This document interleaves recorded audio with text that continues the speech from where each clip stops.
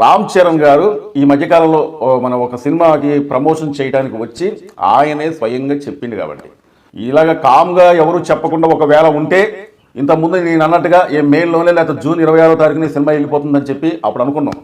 కానీ రామ్ చరణ్ గారే స్వయంగా ప్రకటించిన తర్వాత ఈ సినిమా లేట్ అవ్వట్లేదు అని ఎప్పుడైతే రామ్ చరణ్ గారు చెప్పారో అప్పటి నుంచి ఇక కంపల్సరీగా రామ్ చరణ్ గారే చెప్పారు కాబట్టి నో డౌట్ కంపల్సరీగా ఖచ్చితంగా ఏప్రిల్ 30వ తారీఖు వచ్చేస్తుందని చెప్పి మనం అందరం అనుకున్నాం. కానీ ఏప్రిల్ 30కి ఇప్పుడు నేను ఈ వీడియో చేసే సమయానికి అంటే ఈ వీడియో ఇవాళ నేను 7వ తారీఖున చేస్తున్నాను. ఈ వీడియో చేసే డేట్కి తిప్పి కొడితే 23 రోజులు లేదండి.